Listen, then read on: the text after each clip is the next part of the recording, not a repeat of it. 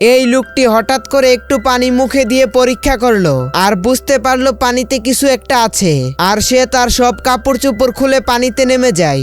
এটা দেখে আশেপাশে থাকা সবাই হতবাক হয়ে গেল। এরপর লোকটি পানিতে ডুব দেয় আর অনেকক্ষণ পার হওয়ার পরেও সে উঠে আসে না। এটা দেখে সবাই ভয় পেয়ে যায় আর তাকে খুঁজতে লাগে। কিন্তু ঠিক তখনই লোকটি পানি থেকে উঠে আসে। তার হাতে ছিল অনেকগুলো স্বর্ণ আর সে এগুলো একটি লোকের হাতে দেয়। এইসব দেখে পুলিশটির মনে লোভ লেগে যায়। সে ভাবতেছিল সব স্বর্ণ সে একা নিবে। এদিকে লোকটি মেয়েটিকে বলে একটি ম্যাপ আনার জন্য।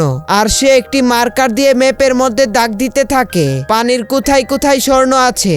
আর দাগ দেওয়া শেষ হতেই পুলিশটি তাকে উপরে পাঠিয়ে দেয়।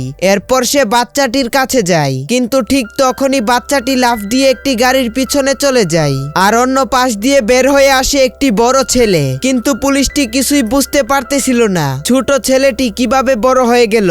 আর সেই সুযোগেই ছেলেটি তার উপর ঝাঁপিয়ে পড়ে।